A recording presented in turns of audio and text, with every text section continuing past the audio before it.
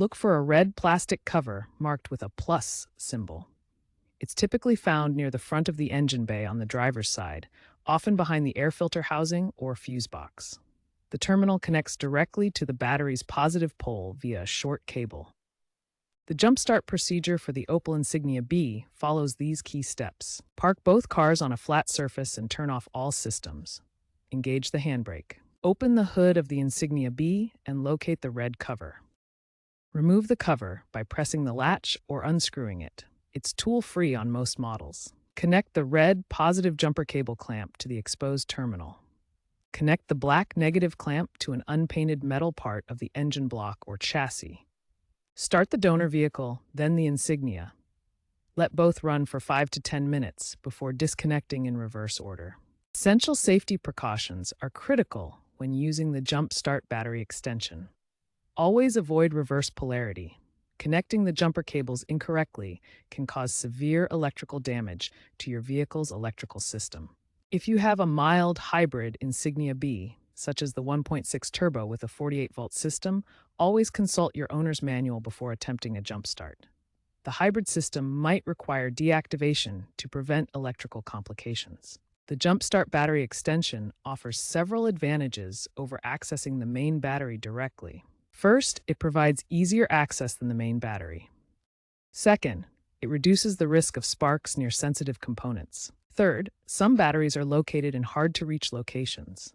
Finally, the extension improves safety and convenience during emergency jump starts, reducing jump start errors by 40%.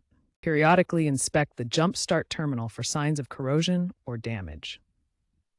Look for buildup on the terminals that could affect electrical connections. If corrosion is found, clean the terminal using a wire brush. Gently scrub away any buildup to ensure a clean connection. After cleaning, apply dielectric grease to the terminal. This creates a protective barrier that seals, lubricates, and insulates the connection to prevent future corrosion. Finally, ensure the red plastic cover is securely fastened over the terminal. This protects the terminal from dirt, moisture, and other elements. While jump start features are useful for older vehicles like the Insignia B, automotive trends are shifting toward electrification. Newer vehicles like the Opel Insignia C 2023 Plus are plug-in hybrids and EVs, potentially making jump start features less necessary.